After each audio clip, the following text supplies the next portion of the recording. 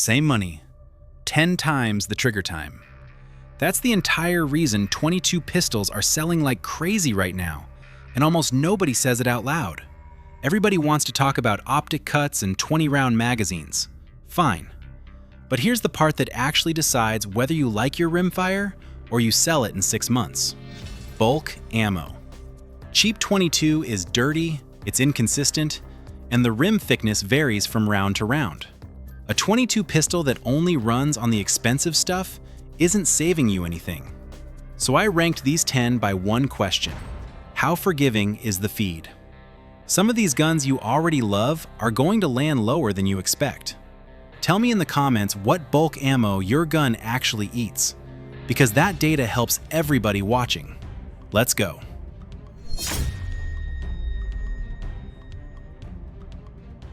Number 10. Walther P322. Starting with the one that gets dismissed the most, and honestly, some of that is earned. The P322 runs a 3.42-inch barrel, about 6.3 inches overall, roughly 16 ounces, 10 rounds, and a double-action, single-action trigger. It's tiny. That's the whole appeal. Here's my take. The P322 was the gun that convinced the industry a rimfire could look like a duty pistol instead of a target gun, and the entire polymer trainer category is standing on that. Credit where it's due. But that short slide and light recoil spring mean it's the pickiest gun on this list about ammo. Feed it bargain bin stuff and it'll tell you about it. Feed it decent high velocity, keep it clean, and it's a genuinely fun little pistol. Last place isn't an insult, it's a warning about expectations. Number 9. Kel-Tec CP33. Now the weirdest gun on the list. And I mean that as a compliment. 33 rounds. In a pistol. A 5.5-inch threaded barrel, about 10.5 inches overall, roughly a 9-inch sight radius, a rail on top, and a trigger around 4 pounds. Kel-Tec's own manual specifically calls for high-velocity ammo. Read that last part again, because it's the whole story. This gun is spectacular when it's fed correctly, and frustrating when it isn't. 33 rounds means you stop shooting little 5-shot groups and start shooting actual sequences on steel. Nothing else here does that. But under my bulk ammo rule, a gun that names its diet in the owner's manual can't rank higher. If you buy one, buy the good ammo. Budget for it up front. Number 8. Retay RXP22. Small company, genuinely smart gun, and hardly anybody's talking about it. The RXP22 is hammer-fired, traditional double action with a thumb safety, a 4-inch barrel with threaded options, and it's around 7.5 inches long at roughly 24 ounces.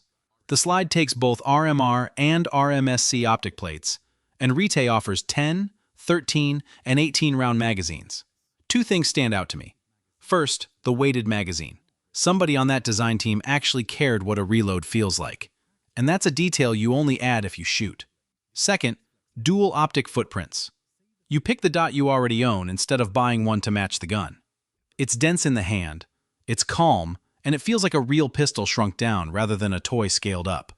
The catch is parts and aftermarket support, which is thin compared to the big names. Buy it because you like it, not because you plan to modify it. Number 7. Smith & Wesson M&P 22X. Here's where I'm going to lose some of you. Spec-wise, this thing is loaded. A 4.1-inch stainless barrel with an Armonite finish, 20-round magazines, 2 of them, an optic-ready aluminum slide, an internal hammer with a flat-face trigger, and a 1/2x28 thread adapter in the box. It's 7.25 inches long and about 16.3 ounces. That is a lot of gun for the money. And if you carry an M&P, the controls transfer over cleanly, no argument. So why 7th? Because it's still a light reciprocating slide feeding rimmed cartridges. And that's the hardest job in this whole category. It's a solid performer, but it isn't doing anything structurally different from the other polymer trainers here. It's the best equipped gun in a crowded lane, not a gun that escaped the lane. Come fight me about it. I'll be reading. Number 6. Taurus TX22 Gen 2 Toro. The value king, and I'm not going to pretend otherwise. Polymer frame, aluminum slide, about 17.3 ounces, roughly 7 inches overall. A threaded barrel, just over 4 inches. 22 rounds in the mag with a 16-rounder also included. single action, and the Shield RMSC footprint cut straight into the slide. 22 rounds for this price is absurd, and Taurus deserves the sales it's getting. Where I'll push back on the internet consensus, the TX22 built its reputation on running everything, and Gen 2 owners report the same thing. That's real.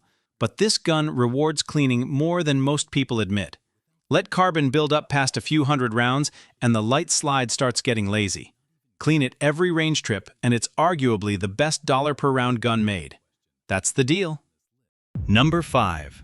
SIG Sauer P322 20+1. A 4-inch barrel, about 7 inches overall, and a Romeo Zero that mounts directly with no plate. Reviewers have measured the trigger around 3.3 pounds. That trigger is the reason it's here.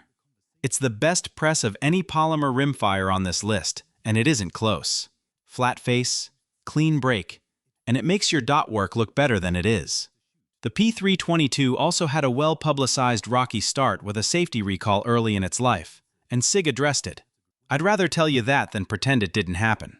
Current guns are running. What it proved is that ambi controls, tall sights, and native optic mounting weren't premium features in rimfire. They were the baseline. Everything after this had to match it. Now we leave the slide guns entirely, and the rankings change fast. Number 4. Browning Buckmark plus Vision. Fixed barrel.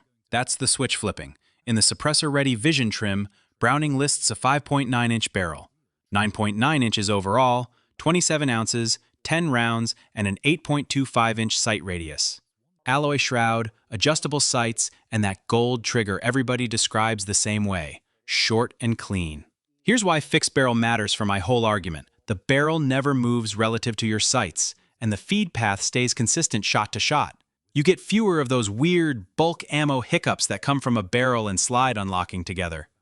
That long sight radius is almost unfair. The front sight just stops drifting, and your groups tighten without you doing anything smarter. The trade-off is honest, 10 rounds and no carry gun mimicry. This is a marksmanship tool. Judge it that way. Number 3. Smith & Wesson SW22 Victory. The quiet one that outlives trends. Stainless frame, blowback action, a 5.5-inch match barrel, 10 rounds, about 36 ounces on the target model, and a barrel you can swap with one screw. Independent testers keep measuring the trigger around 3.5 pounds. The reference numbers you'll see quoted online are often lighter than what shows up on an actual gauge.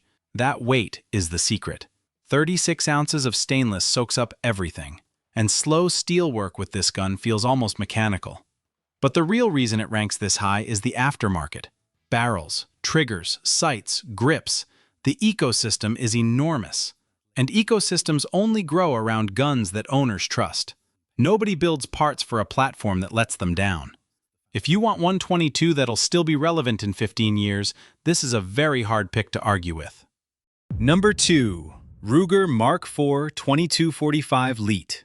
Ruger lists a 4.4-inch threaded barrel, half by 28, 8.4 inches overall, 25 ounces, aluminum receiver, polymer 2245 grip frame, 10+1, adjustable rear sight, and a factory Picatinny rail.